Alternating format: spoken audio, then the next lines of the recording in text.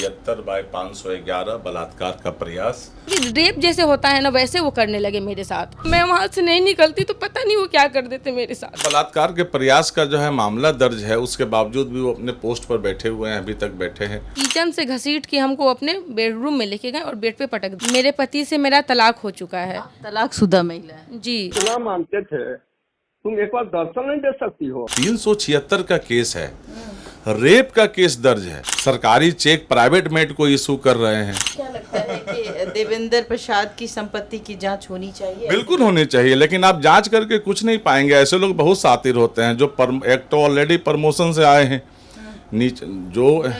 जो दारोगा जी आईपीएस के रैंक पर चले जाएं तो दारोगा जी को सब पता है रोड पर कितनी वसूली होती है। जो डायरेक्ट आईपीएस है वो तो पढ़ा लिखा बच्चा है, डायरेक्ट आईपीएस होकर के आया, उसको क्या पता कि रोड पे क्या हो रहा है। ये प्रमोटेड हैं, तो इनको सारा चीज़ का इनका संपत्ति का जांच करा के आपको कुछ मिलेगा नहीं। ना जाने कितने सर्वेंट के नाम से, ड्राइवर के नाम से, साला के नाम से, साली के नाम से संपत्ति डाइवर्ट हो गई। भाई सुशासन की सरकार है, कहते हैं भाई हमारे यहाँ ना हम खाते हैं और ना हम खिलाते हैं। तो ऐसे में तो कई पदाधिकारी के घर में जब छापे लगते हैं तो आपने देखा होगा, चाहे वो सरकारी इंजीनियर हो, चाहे वो एसपी डीएसपी हो, हाल ही में कितने के घरों में करोड़ों की संपत्ति मिली। तो करोड़ों की संपत्ति मिलने के बाद क्या वो स्वीकार कर रहे हैं कि हमारी संपत्ति है?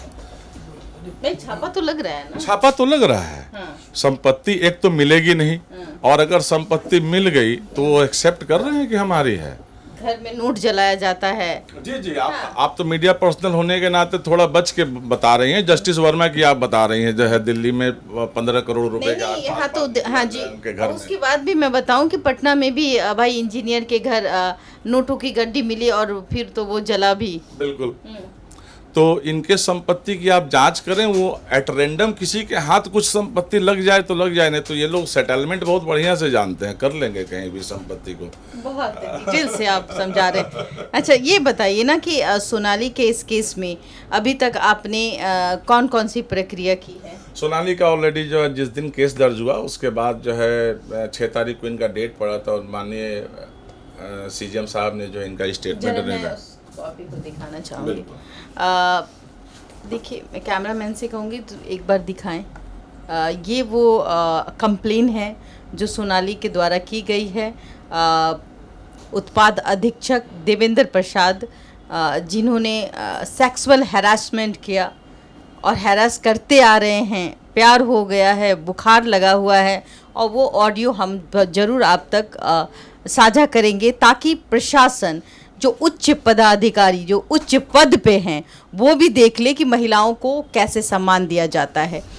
और कुछ चीज़ें ये बताइए कि महिला के लिए महिला थाना खुला हुआ है। बिल्कुल बेकार का थाना है भाई। नीतीश कुमार कहते हैं महिलाओं को तो हमने बहुत कुछ दिया है, महिला थाना दिया, अब पुरुष थाना जाने की ज़रूरत क्या है? वहाँ जाएंगे और उनका आवेदन सुना जाएगा, तुरंत कार्रवाई होगी। महिला थाना में 50% केस तो जो है जेंट्स इंक्वायरी कर रहे हैं। सबसे पहले जेंट्स दरोगा वहाँ दे रखा आपने। कहाँ दे रखा है बताइए? अब आपने हर एक SC ST थाना दे रखा है। हम महिला थाना में भी जेंट्स दरोगा है, हमारे यहाँ भी थे, मैं आपको 2-4 का नाम बता सकता हूँ जी। अब आप हरिजन एक्ट के लिए, हरिजन लोगों के लिए अनुसूचित जाति जनजाति का अलग थाना आपने बना दिया। बहुत सब फॉल्ट है, ये सब दिखावे की चीज़ें हैं। ठीक है, आम आदमी को लग रहा है मेरा थाना है, कितने हरिजन आदिवासी को इंसाफ मिल रहा है हरिजन एक्ट से और हरिजन स्पेशल थाने से, SC ST थाने से? नहीं मिल रहा है, बिल्कुल नहीं। महिला थाना की बात करूं मैं, महिला थाना कैसा है आज की डेट में? केस दर्ज नहीं करेंगी, केस दर्ज करने से ये लोग अवॉइड करते हैं। अच्छा। उसके पीछे का रीजन मीडिया पर्सनल होने के नाते आपको भी पता है। और जब केस दर्ज होगा तो उसके बाद सबसे पहले वो फिर पंचायती शुरू हो जाती है, गांव समाज की तरह हस्बैंड को बुलाएंगी, वहाँ पर जो है शादी कर लो। 376 का केस है, रेप का केस दर्ज है। आप त्वरित एक्शन नहीं लेकर के आप लड़के को बुला रही हैं कि चलो ठीक है तुम लोग निकाह कर लो, शादी कर लो, बात खत्म करो। जो है आपको सरकार ने पंचायती करने के लिए वहाँ नहीं बिठाया है मुखिया जीवन के। और नतीजा ये हुआ कि जो है ना, इससे पूर्व की थाना अध्यक्ष थी विनीता कुमारी, एक महिला पिंकी तिवारी ने लास्ट में लाचार हो के महिला थाना अध्यक्ष पे कोर्ट में परिवाद दायर कर दिया कि ये मेरा केस नहीं दर्ज करती हैं, और थाने में बुला के मेरे हस्बैंड से हमको अब्यूज करवाती हैं, गाली गलौज करवाती हैं। अच्छा। हाँ, तो आप अलग अलग कुछ भी कर दीजिए, सिस्टम सही नहीं है तो गाड़ी की बॉडी में जितना जो है पीपीएफ पेंटिंग करा लीजिए, इंजन खराब है कितना गाड़ी दौड़ेगी, बाहर से चमकेगी गाड़ी, जो है पीपीएफ कोटिंग करा के रखी।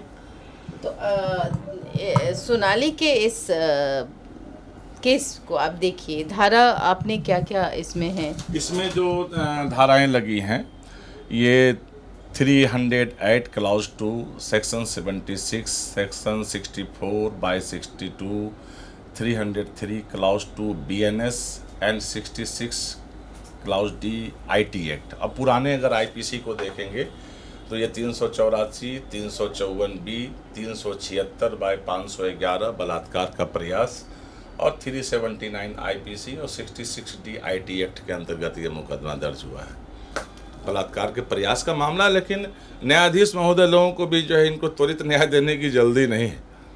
हाँ, वो जो प्रोसेस चल रहा है, जो उसी प्रोसेस पे सभी के केस चल रहे हैं। क्यों नहीं ऐसे मामले में फास्ट ट्रैक के तहत जांच होनी चाहिए कि हाँ, अगर महिला के साथ कोई पद का दुरुपयोग करते हुए इस तरीके का कांड करते हैं। ये वास्तव में एक बहुत लंबी लड़ाई की चीज़ है। कायदे से मैंने सोनाली को भी एडवाइस किया है कि आप महिला आयोग को लिखें, आप जो एक्साइज कमिश्नर हैं उनको लिखें, एक माननीय मुख्यमंत्री जी को जो है आप इसकी शिकायत जरूर से दर्ज करें। मैं आपसे भी निवेदन करूंगा कि इसके मामले को महिला आयोग तक आप लोग जरूर पहुंचाएं, और हो सके तो एक्साइज कमिश्नर से भी आप इस संबंध में एक स्टेटमेंट लें। एक्साइज कमिश्नर से बिल्कुल, आप उनके विरुद्ध बलात्कार के प्रयास का जो है मामला दर्ज है, उसके बावजूद भी वो अपने पोस्ट पर बैठे हुए हैं, अभी तक बैठे हैं, और वो ऑलरेडी गवर्नमेंट का वर्क कर रहे हैं, सरकारी खजाना का दुरुपयोग कर रहे हैं, सरकारी चेक प्राइवेट मेड को इशू कर रहे हैं।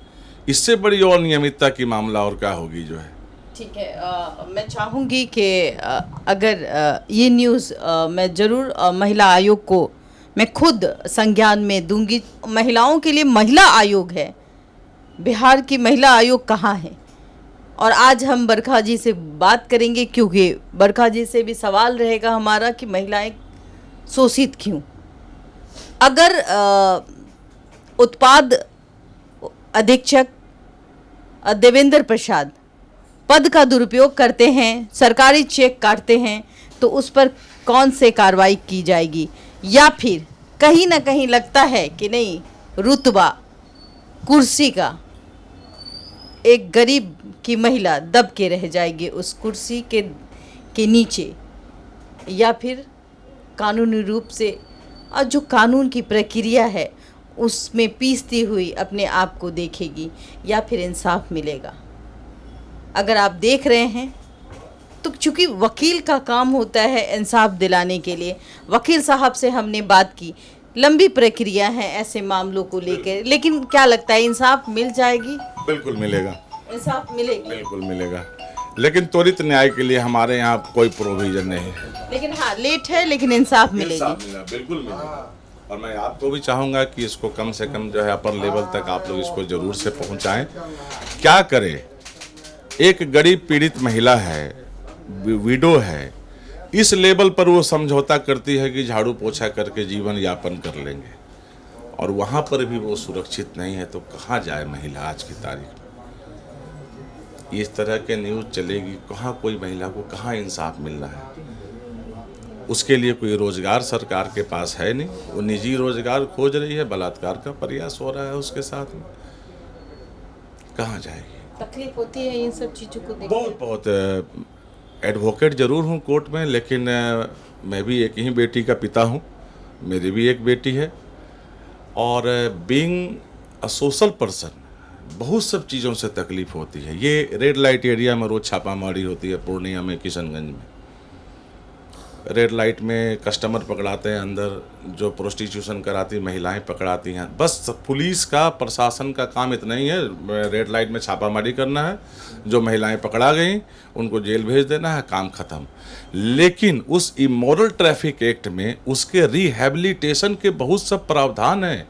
आपने पकड़ लिया तो उनके बच्चों को अच्छे स्कूल में सरकार को एडमिशन देना है, उसको इंदिरा आवास और कई योजनाओं का लाभ देना है, घर बना के देना है, उसका रिहैबिलिटेशन कब होगा? वो नहीं होता है। बिल्कुल नहीं, 1% नहीं होता। आप हमें बता दें, आप तो मीडिया पर्सन हैं, पूरे बिहार में जाती हैं, आप दिल्ली रहती हैं, आप बताएं कि कितने रेड लाइट एरिया की महिलाओं को रिहैबिलिटेट किया है सरकार ने आज तक? इसका आवाज़ कौन उठाएगा? पकड़ा के जेल जा रहे हैं, लेकिन रिहैबिलिटेशन जो एक उसमें चैप्टर है, उनके बच्चों की पढ़ाई, उनका अच्छा सारा सरकारी उनको फैसिलिटीज़ मिलना, उनको घर मिलना, main stream of the nation में समाज की मुख्य धारा में उसको जोड़ने का प्रयास सरकार और प्रशासन की कहाँ आज तक? देखिए, बहुत कड़वा सवाल है और ये वकील साहब भी कहते हुए नज़र आते हैं। सोचना होगा कि हम कहाँ जा रहे हैं। हम बात करते हैं महिला सशक्तिकरण की, हम बात करते हैं महिला शोषित ना हो, सशक्त बने।